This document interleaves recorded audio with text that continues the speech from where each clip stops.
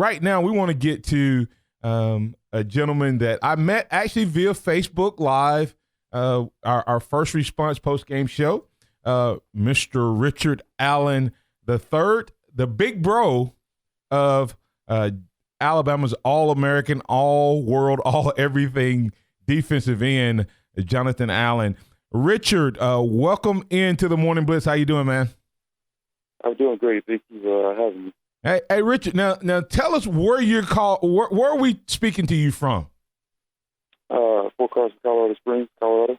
So it's about 4:00 in the morning. Oh no, it's 5. 5. Okay, not too bad. Not too bad. So, hey, Richard, what do you do for a living? And so that we can get a little bit to know about you before we get into talking to a little bit about your brother, Jonathan. Oh, yes, sir. 19 Delta Cav Scout of the U.S. Army. First of all, so before we move forward, thank you for serving, because it's because of people like you that we get to enjoy the great freedoms that we have and get to explore in this great country of ours. Richard, what brought you to my attention and made me want to have you on? There was an article a week or so ago from the Washington Post. Richard Mace is his name, and he talked about, the title of the article was From Foster Care to the First Round, Alabama's Jonathan Allen Plows Forward. Of course, a lot of this article was about Jonathan and what he's done, but something that immediately jumped out to me was Jonathan's response. Correct me if I'm wrong, you're 7 years older than Jonathan. Is that correct? That's correct, sir. Okay. Jonathan talked about, we're not going to, I don't want this story to be about the struggles that you guys went through, but you guys had a pretty rough childhood. Jonathan not going to kindergarten and some issues with your mom and some different things there. But Jonathan, not knowing that, being held back in an early grade, but all he says he remembers that time that we call struggle when we report the story, is he remembers that is one of the funnest times of his life, and it was because all he wanted to do was hang with Big Bro. Kind of tell me how you and Jonathan were able to navigate that tough time in your life and what it did to help you as well as him become the men that you are today. Yes, sir. It was a pretty hard time those times. I think the best part about that was we really only had each other for a lot of periods of time where, there would be times where it would just be us two by ourselves, playing games or whatever. So the best part about that time was we had, a lot of time, a lot of alone time just, to just bond. And, while it sucks for both of us, as long as we had each other, we were fine with that, And I think that relationship, or that time in our life made our relationship now a lot stronger than it would have been if, we had, the normal, storybook life. Yeah, a lot of times people, I always say when my kids come home with challenges, I say it's an opportunity to improve. And one of the things that, fortunately when you guys are coming, one of the things kids used to do was actually go outside and play. And it sounds like you guys spent a lot of time playing outside with friends and family. And Jonathan, even though he was 7 years younger, wanted to always hang with Big Bro. I know people find this hard to believe, but what impact or what did you see out on the playground with you and your older friends? What did you see from the young Jonathan Allen? This is the exact moment that I realized he could be really good at football when he started playing Little League on his own. I was 7 years older than him, or I am 7 years older than him.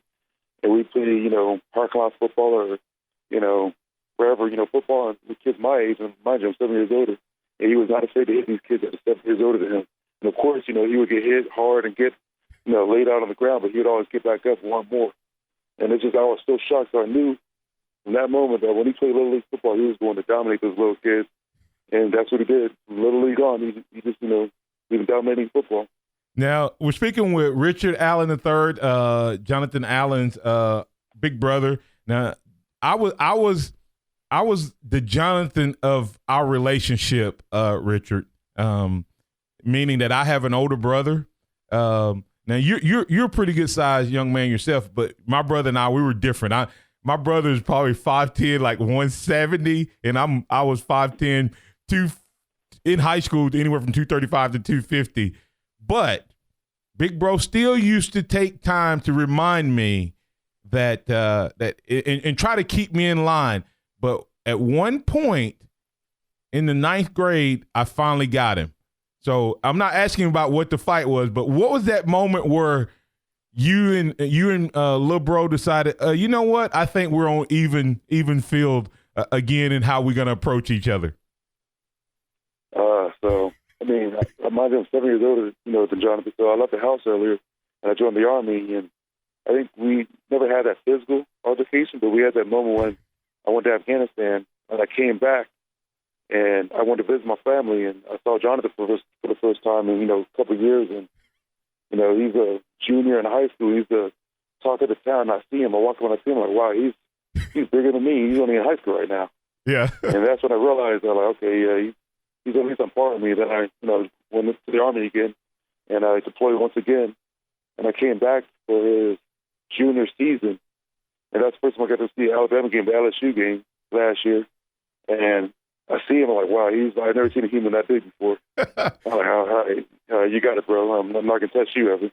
Well, hey, Richard, it's amazing to me that you saw something in him at an early age when he was out there playing with you. And from everything I read an article, from what I've heard from you, it sounds like you took it upon yourself to help mold that and be as positive an influence as you could be. But something happened. I think you were about 14 to 15 years old. Jonathan was about 8 when your dad got custody of you. And what was it like when you went from that, hey, it was me and Jonathan, hey, us against the world, we got each other, and then all of a sudden your dad comes in, he has that discipline, and I mean, he set some extremely high standards for you guys. And for those of you who don't know, Jonathan Allen, the requirement was that you guys would have to have straight A's to play football, is what the article said. So I want to verify that. And then Jonathan Allen passed the 7th and 8th grade in the same year to get caught back up. What was it, or how was it that your dad was able to do this in such a way that you guys responded to it versus rebelling against it? Well, I think my brother is the one who responded to it. I'm the one who rebelled against him. That's why I didn't play football.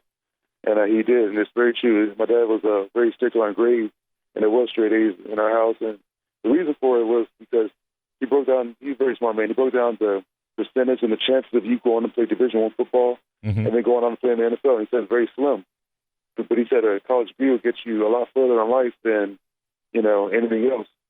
So, fun fact, my little brother, he almost got taken off football team even with all his high school success in Alabama Lumen, because his grades dip. So my dad never waved off that. But I'm sorry, can you say the second question again? Yeah, and that's what I was saying. And like you said, how you said you rebelled and he responded. I didn't know which way it happened or whatever, but it kind of sounds like you both reacted differently. But you may have not responded in terms of the football field, but it still has value in your life today. And talk about, because when I look at it today, no kids in society doesn't want discipline. They want to make everybody deserves everything without hard work. And you guys were the exact opposite of that. And so I just want to hear how you doing. You said you rebelled, but there's a couple other questions I want to move on to. You answered it the way I wanted to hear from you. Couple things. What in your opinion, makes Jonathan so great? The never give up attitude. Our dad told him a long time ago, even when he was in Little League football, that even if you're on the opposite side of the field and the play's still going, you run your hardest to that side of the field because you never know if you can make a play. He brought up Troy Polamalu when he played for the Steelers. Troy Polamalu was in every single play. Every single time there was a tackle made, Troy Polamalu was in the vicinity because he always ran his hardest. So that really instilled that in Jonathan, like, never give up. So that's the quality that I love about him the most. Even as a defensive lineman, some of his best highlights are when other teammates, see the play all the way downfield and they just start lightly jogging, see Jonathan Allen sprinting down the field. That's how, for instance, he got the, fumble recovery against Washington this past weekend. And that's how his freshman year he ran down Chase Mason, 30 yards down the field when all his linebackers and teammates were, kind of just jogging down the field. So I think that's, the best quality of Jonathan on the field is that he has the heart to keep pushing, never give up on a play. This is Richard Allen III, the big bro for Jonathan Allen. One last question. In private moments when it's Richard II, Richard III, and Jonathan Allen, does he still have dreams? Because I know what he played coming up. He when he walked on the high school field, he said, "I'm a running back and a linebacker," and I don't think he ever grew out of that. How much did Jonathan really enjoy the fact that he got those 2 touchdowns and privately dream of still being a running back? He thoroughly enjoyed those touchdowns. And I mean, from the first one from the Ole Miss game, he still has the football in his house right now from that game, and he's very, very proud of that, as he should be. Hey, any closing thoughts or comments you'd like to say, Richard, about Jonathan and what he means to your family and to this university that we may not know about him? He's very genuine. I have a lot of friends that will ask me, they'll see interviews of Jonathan. They'll say, is that really him or is that just Steve and coaching him to be that way? And I tell them all the time that's very genuine. When you see him on the interviews, whatever, that's how he is in real life. If you see him, he's always willing to give autographs and take pictures, and he genuinely cares about the people around him. I think that's something that a lot of people may not realize about Jonathan. Wow, Rich, what's funny? I get to do those interviews sometimes, and some of those guys, when I talk to them, and Jonathan's one of them, I go, wow, how mature can you be at 21 years old? And I've said that having sat in that chair and listened to their response, and I know it's because of his father and Saban, but also wanted to highlight the role that you as a big brother played in helping one of the greatest players to ever put the Crimson jersey on and walk on this capstone. And it's not just the players on the field, but it's the family and those who love them that make that happen. So we as Alabama fans say thank you for what you did when it was just you and him alone in those great times, Richard. And hopefully Big Bro will be celebrating with Little Bro here this time next week, and be praying for safety for you and him moving into the pros. And thank you for your service to this great nation and making it possible, Mr. Richard Allen III. Thank you, sir, for Roll Tide.